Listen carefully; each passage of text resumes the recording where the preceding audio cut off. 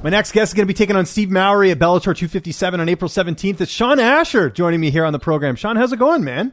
It's going great, man. How are you? Doing well. It's been a bit. I was just telling you off air, our last interview was back in June of 2016. I know a lot has changed since the last time we spoke, but tell me first how this opportunity came together fighting for Bellator. This is a great opportunity. Right. Well, it came about. I was supposed to fight for Titan FC for their heavyweight belt, and the guy backed out. Well, then they got another opponent for me. He backed out the week of the fight, so that all got postponed. And then I was actually working on another fight. I want to be in Tennessee when I got this call that Very said cool. Bellator was interested. So we got all this signed and sealed and delivered, hopefully. How much notice did you get? This fight's on the 17th, so it's next Saturday. Did you get a decent amount of notice, or 2 weeks? Less than 2 weeks, like 10 days. Right, yeah, which is kind of typical in the regional scene these days. And then right. I know you also upped with Pat Wilson at Rise Management. How did that all come together?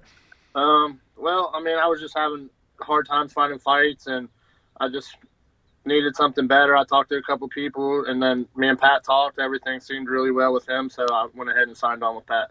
And what's interesting is Pat used to rep Misha Serkinov, who you fought years ago. Right. So it's kind of interesting how it's all come full circle with Pat representing you now, right? So right. Yeah. So that's cool, man. Where are you right now, by the way? You're in your truck. Are you at work right now, or what are you doing? Yeah, I'm at work right now. Okay, cool. Don't want to get you in trouble with the boss or anything, but that's good. No, you're good. But really big opportunity against Steve Mowry, undefeated guy, 8-0. There's a lot of hype behind him. You've got a lot more experience than he does. How do you feel like you match up against him here? Actually, I feel pretty good about it. I think that obviously he's a taller guy. I like to wrestle. I think that fits into my game a little bit more, to pressure him, put some pressure on him, see what he's going to do with himself. And you got 17 fights, like I mentioned. He's only got 8. How much do you feel like that will play a role in this fight? Because you fought, a lot of tough competition during your career, including Misha Serkinov, who, like I mentioned. Right.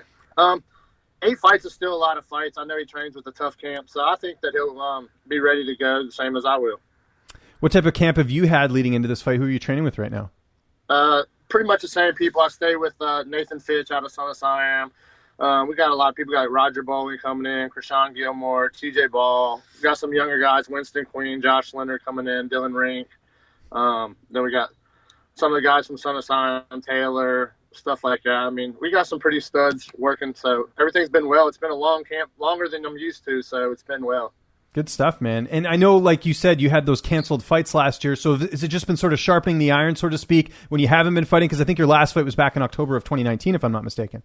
Yeah, after that one, after October, I got suspended from Kentucky for climbing on a cage. So I just Did you really? What happened there? She suspended me for 6 months for climbing up to the top of the cage.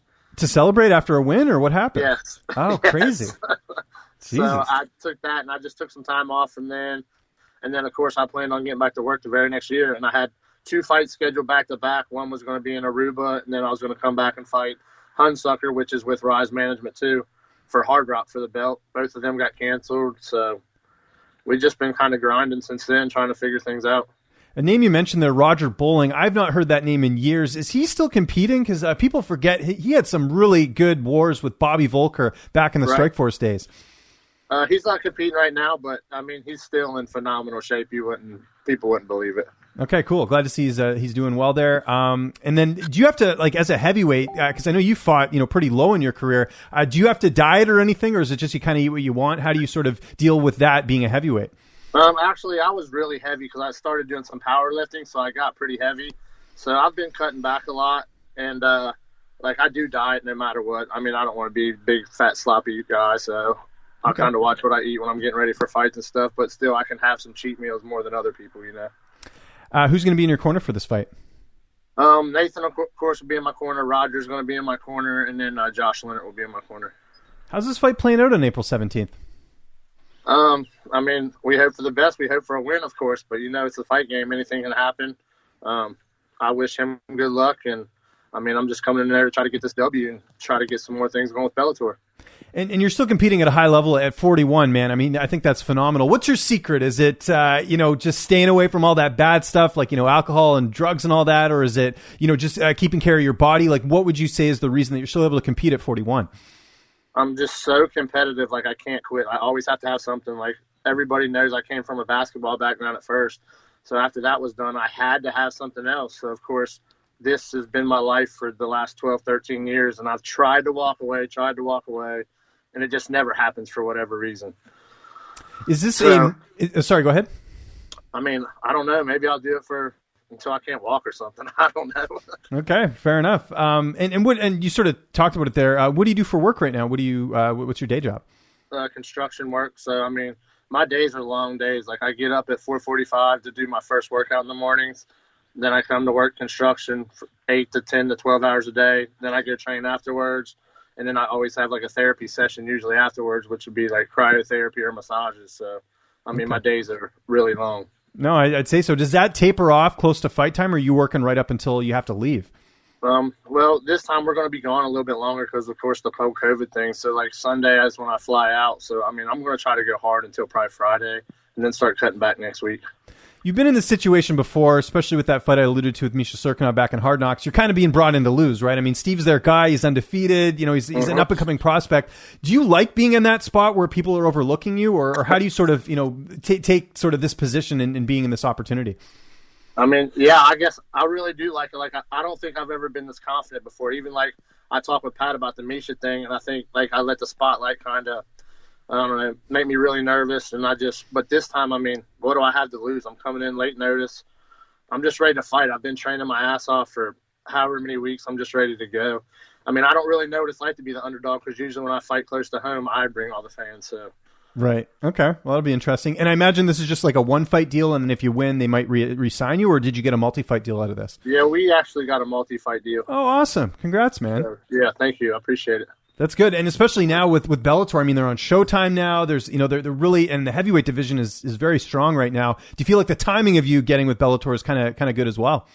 Yeah, actually, I mean, I think it's really good timing because, I mean, like you said, the heavyweight division is really stacked. But, I mean, I can also make 205 too, so that's a good thing for me. I was going to ask you about that. Yeah, did you ever think, I guess, of going back down to light heavyweight? But I guess you'll just see how it goes, right? Because you mentioned the powerlifting too, right? Right. Yeah, I mean, we'll play it by ear. Like, my bottom half is so big is what people don't realize. My legs and butt are so huge. Like, when I start cutting, it's hard for me. Like, I really have to diet to make that 205 now. Was there ever any interest, you know, not just now, but in the past from the UFC at all? Because I know you were someone kind of on the radar there. I remember when you fought Jordan Johnson in RFA, that was one where I think, you know, had you won that, maybe you would have got that opportunity. Was there ever any talks of you going to the UFC? Well, actually, I was the UFC flew me out to season 19 of The Ultimate Fighter.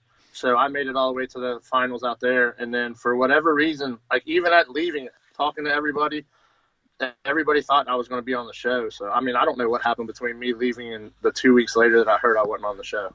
Someone's buddy probably got in there or something. You know what I mean? There's all those politics that are involved or something. That's kind of crazy. But before I get you out of here, man, downtime. I know you don't get much of it. You're working long hours. What are you doing to keep sane throughout this crazy schedule? Are you watching any Netflix or getting in any video games? What are you doing to kind of break up the monotony of the day-to-day?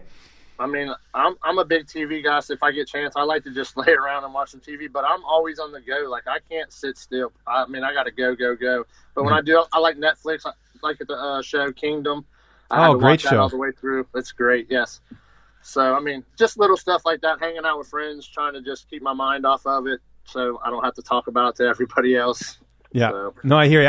I'm the same way. Like all I do all day is, you know, interview fighters or talk about fighting. So it's nice to like talk about other stuff that's not, because you get too immersed in it, right? I can relate to that. Even just, you know, being someone that doesn't get punched in the face, right? So exactly. Well, everybody has a game plan for you and everything else too. So that's oh gosh, yes. Well, in my case, it's people like, hey, do you think George St. Pierre is going to come out of retirement and fight, you know, whoever? It's like, no, come on, like I have to deal with that. That's the equivalent of what I have to deal with. So right.